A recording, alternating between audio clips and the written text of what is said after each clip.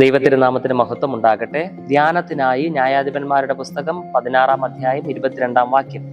അവന്റെ തലമുടി കളഞ്ഞ ശേഷം വീണ്ടും വളർന്നു തുടങ്ങി. ഈ വചനം ശിംശോനെ സംബന്ധിച്ചാണ് രേഖപ്പെടുത്തിയിരിക്കുന്നത്. ന്യായാധിപന്മാരുടെ പുസ്തകത്തിൽ 12ഓളം ന്യായാധിപന്മാരെ കുറിച്ച് പറയുന്നു. അതിലൊരു വ്യക്തി ദൈവദൂതന്റെ അരുളപ്പാട് പ്രകാരം ദൈവത്തിന്റെ ആത്മാവ് അവന്റെ മേൽ വന്നിട്ട് അമാനുഷികമായിട്ടുള്ള പ്രവൃത്തികളെ ചെയ്യും വിധം വളരെ ശക്തിമാനായ ഒരു മനുഷ്യനാണ് ശിംശോൻ. ഈ ശിംശോൻ ദൈവം പറഞ്ഞ ക്രമം അനുസരിച്ച് അവന്റെ മാതാപിതാക്കളാൽ വളർത്തപ്പെട്ടു എങ്കിലും യുവാവായി വളർന്ന ശേഷം ചില ബലഹീനതയിലേക്കൊക്കെ കടന്നു ചെല്ലുന്ന സാഹചര്യങ്ങൾ ഉണ്ടായി എങ്കിലും ദൈവം ഓരോ സാഹചര്യത്തിലും ഫെലിസ്ത്യർക്കെതിരെ യുദ്ധം ചെയ്യുന്നതിനും അവരെ ഒതുക്കുന്നതിനും ശിംശോനെ വളരെ ശക്തിയോടുകൂടെ തന്നെ ദൈവം ഉപയോഗിക്കുന്നുണ്ട്. ഇവിടെ ശിംശോന്റെ തലമുടി കളഞ്ഞ ശേഷം വീണ്ടും വളർന്നു തുടങ്ങി എന്ന് രേഖപ്പെടുത്തിയിരിക്കുന്ന സന്ദർഭം, അതിന് തൊട്ടു മുമ്പുള്ള പശ്ചാത്തലം നാം മനസ്സിലാക്കുമ്പോൾ വ്യക്തമായി നമുക്ക് പഠിക്കുവാൻ കഴിയുന്നത്, ദലീല എന്ന സ്ത്രീയുടെ അടുക്കലേക്ക് പോകുന്ന ശിംശോൻ അവിടെ വച്ച് തൻ്റെ മുടിയിലാണ് ശക്തിയുടെ രഹസ്യമെന്നുള്ള രീതിയിൽ ദലീല ചോദിക്കുന്ന ചോദ്യത്തിന് പല കള്ളത്തരം പറഞ്ഞിട്ട് ഒടുവിലായിട്ട് ആ രഹസ്യം പറഞ്ഞു കൊടുക്കുകയാണ്, തൻ്റെ ശക്തിയുടെ ഉറവിടം എന്ത് എന്ന്. അത് കൊണ്ട് തന്നെ 7 ജടയുണ്ടായിരുന്ന ശിംശോന്റെ ആ തലമുടി, ജടയായിട്ടുള്ള തലമുടി അവൾ മുറിച്ചു കളയുന്നു. ശേഷം ഫെലിസ്ത്യരാൽ അവൻ പിടിക്കപ്പെടുന്നു. ഇവിടെ തലയിലായിരുന്നോ, അവന്റെ തലമുടിയിലായിരുന്നോ ശക്തി എന്നുള്ളത് വാദിക്കുവാനല്ല ഞാൻ ആഗ്രഹിക്കുന്നത്. അവൻ ക്രമം തെറ്റിച്ചു എന്നുള്ളതാണ്. ക്രമം തെറ്റിച്ചു. ദൈവവുമായിട്ട് ഒരു നിയമം ചെയ്തിരുന്നു, ഉടമ്പടി ചെയ്തിരുന്നു, ദൈവത്തിന്റെ വചനപ്രകാരം ജീവിക്കുവാൻ അവൻ വിധേയപ്പെട്ടിരുന്നു. എന്നാൽ അത് പൂർണ്ണമായി തെറ്റിച്ചപ്പോൾ ദൈവശക്തി അവന്റെ മേൽ നിന്ന് പോയി. എന്നാൽ ശേഷം ഫെലിസ്ത്യരാൽ അദ്ദേഹം പിടിക്കപ്പെട്ട് ഫെലിസ്ത്യ ദേശത്തേക്ക് കൊണ്ടുപോകുന്നു. അവരുടെ ക്ഷേത്രത്തിൽ അവനെ നൃത്തം ചെയ്യുന്നതിനും വന്നിരിക്കുന്ന ജനത്തെ രസിപ്പിക്കുന്നതിനും വേണ്ടിയൊക്കെ ഉപയോഗിക്കുന്നുണ്ട്.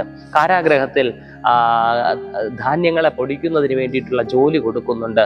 പ്രധാനമായും ഇങ്ങനെ പിടിച്ചുകൊണ്ടു പോകുമ്പോൾ, ശിംശോനെ പിടിച്ചുകൊണ്ടു പോകുമ്പോൾ അവൻ്റെ 2 കണ്ണുകളെയും കുത്തി പൊട്ടിക്കുന്നുണ്ട്. പ്രിയമുള്ളവരെ, ഇങ്ങനെ കണ്ണില്ലാതെ കാഴ്ചയില്ലാതെ ഈ ദേവന്മാരുടെ, ഫെലിസ്ത്യ ദേവന്റെ ക്ഷേത്രത്തിലായിരിക്കുന്ന ഈ ശിംശോൻ, അവനെ കുറിച്ച് പറയുന്നത് ഇങ്ങനെയാണ്: കാരാഗ്രഹത്തിൽ അടയ്ക്കപ്പെട്ട ആ നാളുകളിൽ അവൻ കാരാഗ്രഹത്തിൽ മാവ് പൊടിച്ചു കൊണ്ടിരുന്നു. അവന്റെ തലമുടി കളഞ്ഞ ശേഷം വീണ്ടും വളർന്നു തുടങ്ങി. അവിടെ നിന്ന് ശിംശോൻ ദേവന്റെ മുമ്പിലേക്ക്, ദാഹോന്റെ മുമ്പിലേക്ക് എഴുന്നള്ളിക്കപ്പെടുന്നു. ആ ക്ഷേത്രത്തിൽ വെച്ച് അവിടെ കളിക്കാനായി, നൃത്തം ചെയ്യാനായിട്ടൊക്കെ നിർബന്ധിക്കപ്പെടുന്നു. കുട്ടികളും പുരുഷന്മാരും സ്ത്രീകളും ഒരുപോലെ ഒരു പക്ഷെ പരിഹസിച്ചിരിക്കാം. കാരണം തങ്ങളിൽ അനേകരെ കൊന്നൊടുക്കിയവനാണിവൻ. അവനെ ബലമില്ലാതെ വെറും സാധാരണ മനുഷ്യനേക്കാൾ ബലം ക്ഷയിച്ചവനായിട്ട് തങ്ങളുടെ മുമ്പിൽ കിട്ടിയപ്പോൾ പരമാവധി കളിയാക്കുവാനും ഉപദ്രവിക്കുവാനും അവർ ശ്രമിച്ചിരിക്കണം. ഇതൊക്കെ എന്തുകൊണ്ട് സംഭവിച്ചു എന്ന് ചോദിച്ചാൽ, ദൈവവുമായുള്ള ബന്ധം വിച്ഛേദിക്കപ്പെട്ടത് കൊണ്ടാണ്, ക്രമം തെറ്റിച്ചത് കൊണ്ടാണ്. നമ്മുടെ ജീവിതത്തിലും പല അപകടങ്ങളും ദുരന്തങ്ങളും കടന്നു വരുന്നത് ഇത്തരത്തിൽ ദൈവവുമായുള്ള ബന്ധം വിച്ഛേദിക്കപ്പെടുമ്പോൾ ആണ് എന്നുള്ള കാര്യം മറക്കരുത്. അതുകൊണ്ട് യഥാസ്ഥാനപ്പെടുവാനും മടങ്ങി വരുവാനും അനുദിനം നാം വളരെ ശ്രദ്ധയോടെ ശ്രമിക്കണം എന്നുകൂടെ ഓർമ്മിപ്പിക്കുന്നു. എന്നാൽ ഇവിടെ തലമുടി മുറിച്ചതിന് ശേഷം വീണ്ടും അത് വളർന്നു തുടങ്ങി എന്ന് പറഞ്ഞിരിക്കുന്നത് തലമുടി വളർന്നു എന്നുള്ള ആശയത്തിൽ മാത്രമല്ല, അവന്റെ കണ്ണ് കുത്തിപ്പൊട്ടിച്ചു എന്നുള്ളത് നാം തിരുവെഴുത്തിൽ വായിക്കുന്നുണ്ട്. കണ്ണ് കുത്തിപ്പൊട്ടിച്ചപ്പോൾ ഒന്നും കാണാൻ പറ്റാത്ത വിധം അന്ധനായി തീർന്ന ഈ ശിംശോൻ പിന്നെ അവിടെ ഇരുന്നു കൊണ്ട് പഴയ കാലം ചിന്തിച്ചിരുന്നിരിക്കണം. ദൈവവുമായി ചെയ്തിരുന്ന, അല്ലെങ്കിൽ ദൈവം തിരഞ്ഞെടുത്തിരുന്ന ആ ഉടമ്പടി ബന്ധത്തിൽ തൻ്റെ ഭാഗത്തു നിന്ന് വന്ന വീഴ്ചകളെ കുറിച്ച് ചിന്തിച്ചിരിക്കണം. പശ്ചാത്താപവും അനുതാപവും ഉണ്ടായിരുന്നിരിക്കണം. ദൈവത്തോട് മാപ്പ് പറഞ്ഞിരിക്കണം. ഉൾക്കണ്ണുകൊണ്ട് ദൈവത്തെ കാണുവാൻ ശ്രമിച്ചിരിക്കണം. അതെ, തീർച്ചയായും അവന്റെ ഭൗതിക കണ്ണ് നഷ്ടപ്പെട്ടപ്പോൾ ആത്മീക കണ്ണ് തുറന്നിരിക്കണം. അങ്ങനെ അവന്റെ തലമുടി വളർന്നു തുടങ്ങി എന്ന് പറയുന്നതിന്റെ അർത്ഥം ദൈവശക്തി അവനിൽ വീണ്ടും ആവേശിച്ചു തുടങ്ങി എന്നുള്ളതായിരുന്നു. ഒടുവിലായിട്ട് ശിംശോന്റെ ജീവിതം അവസാനിക്കുന്നത് ഇങ്ങനെയാണ്: ദാഹോന്റെ ക്ഷേത്രത്തിൽ വെച്ച് 2 തൂണുകൾ, തന്നെ കൊണ്ടിരുത്തുന്ന ആ തൂണുകൾ, വലിയ 2 തൂണുകൾ, അതിനെ വലിച്ചു മറിച്ചുകൊണ്ട് താനും ആ ക്ഷേത്രത്തിൽ ചുറ്റുവട്ടത്തൊക്കെ ഉണ്ടായിരുന്ന എല്ലാവരുമായിട്ട് അങ്ങനെ ഒരു വലിയൊരു സംഹാരം, ഒരു വലിയൊരു കൂട്ടക്കൊല നടത്തിക്കൊണ്ട് ശിംശോൻ ഈ ലോകത്തോട് വിട പറയുകയാണ്. ഇവിടെ രേഖപ്പെടുത്തിയിരിക്കുന്നത് ജീവിച്ചിരിക്കുന്നപ്പോൾ കൊന്നവരെക്കാൾ അധികം അയാൾ മരിക്കുന്ന സമയത്ത് അനേകരെ കൊന്നു എന്നുള്ളതാണ്, അനേകരെ മരിക്കുന്നതിന് കാരണമായി എന്നുള്ളതാണ്. പ്രിയമുള്ളവരെ, ദൈവം നമ്മെ വലിയ വലിയ പദ്ധതികൾക്ക് വേണ്ടിയിട്ട്, അമാനുഷികമായ അസാധ്യമായ ദൈവിക പദ്ധതികളെ പൂർണ്ണമാക്കുന്നതിന് വേണ്ടിയിട്ട് വിളിച്ചു വേർതിരിച്ചിരിക്കുന്നു.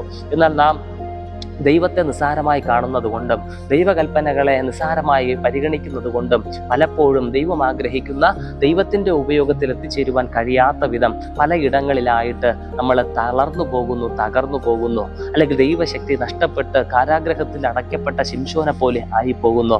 ഞാൻ പറയട്ടെ പ്രിയമുള്ളവരെ, ശിംശോനെ ദൈവം വീണ്ടും ഉപയോഗിച്ചത് അവൻ്റെ ആ കണ്ണുകൾ നഷ്ടപ്പെട്ട അവസ്ഥയിലും വീണ്ടും അവൻ അനുതാപവും പശ്ചാത്താപവും ദൈവത്തോട് ഉൾക്കണ്ണ് തുറന്ന് കാണുവാനുള്ള ആഗ്രഹവും ഒക്കെ ഉണ്ടായിരുന്നത് കൊണ്ട് അവൻ്റെ മടങ്ങി വരവ് ദൈവം സ്വീകരിച്ചത് കൊണ്ടും ആണ്. അങ്ങനെയെങ്കിൽ പ്രിയമുള്ളവരെ, നാം ഇപ്പോൾ ദൈവം വിളിച്ച വിളി കേട്ട് ഒരുപക്ഷെ ഇറങ്ങിത്തിരിച്ച് നാം എവിടെയെങ്കിലുമൊക്കെ ശിംശോനെ പോലെ തളർന്ന് ബലഹീനത കൊണ്ട് നമ്മുടേതായിട്ടുള്ള ജീവിതത്തിലെ ചില നെഗറ്റീവ് സൈഡ്സ്, ഈ ലോകവുമായി ബന്ധത്തിൽ ലോകത്തിലേക്ക് ചായ്വുള്ള ചില അനുഭവങ്ങൾ, നമ്മുടെ നെഗറ്റീവ്സ് അതിങ്ങനെ നമ്മെ ലോകത്തിൽ കൊണ്ടിട്ടിരിക്കുന്നുവെങ്കിൽ അവിടെ നിന്ന് എഴുന്നേറ്റ് വരുവാനായിട്ട് ദൈവം നമ്മെ വിളിക്കുന്നുണ്ട്. അമാനുഷികമായ ദൈവീകമായ ആത്മാവിൻ്റെ നിറവിലുള്ള പല വേലകളും ചെയ്തു തീർക്കുവാൻ ഒരുപക്ഷെ നമുക്ക് നിയോഗം ദൈവം നൽകിയിരിക്കുമ്പോൾ ആ നിയോഗങ്ങളെ മറന്ന് ജീവിക്കാതിരിക്കാൻ നമുക്ക് ശ്രദ്ധിക്കാം. ഈ ലോകത്തിലേക്ക് ചായ്വുള്ള ഒരു മനസ്സും ജീവിതവും ഒക്കെയാണ് നമുക്കുള്ളത്. എന്നാൽ അതിനെ ക്രൂശിച്ചുകൊണ്ട് കർത്താവിൻ്റെ ആത്മനിറവിൽ ജീവിതം ആത്മീകമായി നയിക്കുവാനായിട്ട് നമുക്ക് കഴിയണം. ശിംശോൻ അത് നമ്മെ ഒടുവിലത്തെ ജീവിതാവസരങ്ങളിലൊക്കെ നമ്മളെ വ്യക്തമായിട്ട് അത് ബോധ്യപ്പെടുത്തുന്നുണ്ട്. അവൻ്റെ തലയിലെ തലമുടി കളഞ്ഞ ശേഷം വീണ്ടും വളർന്നു തുടങ്ങി. അതെ, എവിടെയൊക്കെ നഷ്ടപ്പെട്ടു പോയ ദൈവശക്തിയെ വീണ്ടും തിരിച്ചു പിടിക്കുവാൻ, നമ്മുടെ ആത്മീയ ജീവിതത്തെ, നഷ്ടപ്പെട്ടു പോയ ആത്മീയ ജീവിതത്തെ തിരിച്ചു വീണ്ടും വളർത്തിയെടുക്കുവാൻ നമുക്ക് കഴിയണം.